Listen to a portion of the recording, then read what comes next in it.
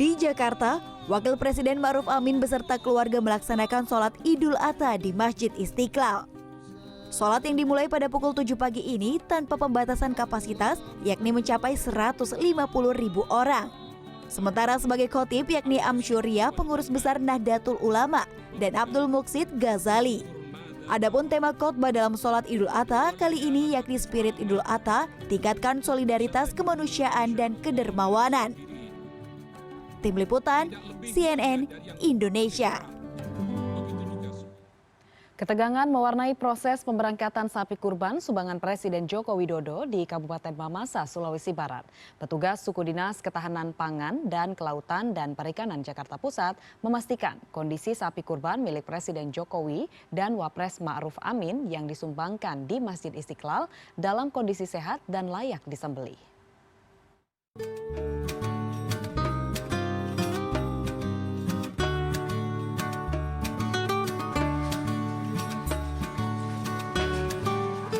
Ketegangan mewarnai pemberangkatan sapi kurban Mbah Citro, sumbangan Presiden Joko Widodo. Sapi berjenis simental dengan bobot mencapai 1,25 ton ini memberontak ketika dikeluarkan dari kandang di Desa Sugiwaras, Kecamatan Wonomulyo, Polewali Mandar, Rabu siang. Pemberangkatan sapi ke lokasi penyembelihan di Kecamatan Mambi, Kabupaten Mamasa yang berjarak 200 km ini disaksikan oleh sejumlah warga setempat.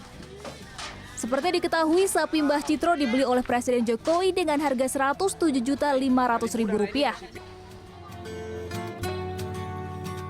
Pemeriksaan antemortem dilakukan petugas Surin KPKP terhadap 2 sapi Presiden Jokowi dan Wakil Presiden Ma'ruf Amin yang disumbangkan ke Masjid Istiqlal, Jakarta Pusat pada Rabu siang.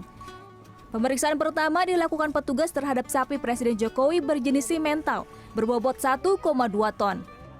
Dilanjutkan dengan pemeriksaan sapi sumbangan Wapres berjenis limosin dengan berat 1,1 ton.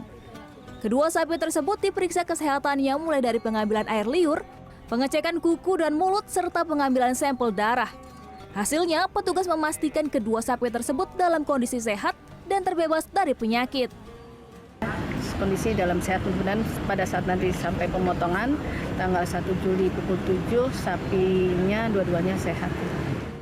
Sebelum dilakukan pemeriksaan di Masjid Istiqlal, kedua ekor sapi tersebut sebelumnya juga telah menjalani pemeriksaan di Balai Subang dan telah dipastikan sehat. Rencananya, sapi Presiden dan Wakil Presiden bersama dengan 45 ekor sapi dan 15 ekor kambing lainnya akan disembelih pada Sabtu 1 Juli 2023 mendatang.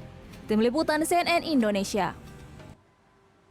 Sementara itu, suasana kebersamaan dan toleransi antar umat beragama tampak saat ribuan umat Islam melaksanakan ibadah sholat Idul Adha di depan Gereja Koinonia, Jakarta. Pemandangan yang sama juga terlihat di Gereja Kristen Muria Indonesia, Pati, Jawa Tengah.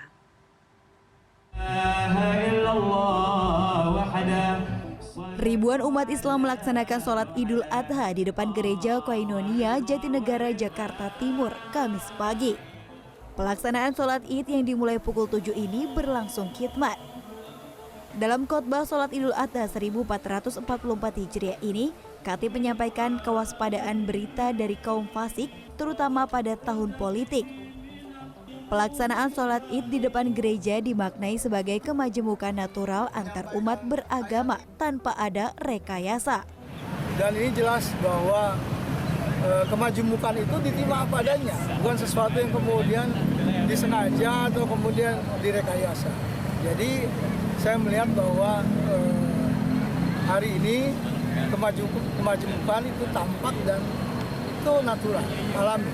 Itu makna dari perayaan sholat Idul Adha di samping Gereja Koinonia, Jakarta Timur. Suasana kebersamaan dan toleransi antar umat beragama juga terlihat di Gereja Kristen Muria Indonesia yang terletak di Desa Winong, Kecamatan Pati, Jawa Tengah. Pengurus gereja mengizinkan umat Islam menggunakan halaman gereja untuk melaksanakan ibadah sholat Idul Adha. Jemaah sholat Idul Adha yang membeludak hingga Masjid Al-Muqarrabin yang berada tak jauh dari gereja tak mampu menampung. Pendeta Gereja Kristen Muria Indonesia Winong, Didik Hartono, menuturkan selain meningkatkan toleransi dan persaudaraan antar umat beragama, penggunaan pelataran gereja untuk sholat Idul Adha juga memberikan manfaat praktis bagi masyarakat. Memang ini menjadi satu tekad kami bersama, saya kira bukan hanya kami yang dari gereja ya, tapi juga teman-teman yang dari masjid, menjadi satu cara untuk kami hidup bersama-sama dalam semangat kebersamaan, toleransi. Ya, ketika masjid ada acara, gereja bisa ikut terlibat, membantu di dalamnya, ya gereja terlibat di dalamnya. Bangunan masjid dan gereja ini sangat berdekatan. Gereja dibangun terlebih dahulu, yakni pada tahun 1991 silam. Sementara masjid dibangun baru sekitar tahun 2002 silam. Tim Liputan, CNN, Indonesia. Menteri Koordinator Politik Hukum dan Keamanan Mahfud MD memastikan pemerintah akan menyelesaikan utang kepada pengusaha Yusuf Hamka. CNN Indonesia News Report akan segera kembali dengan informasinya sesaat lagi.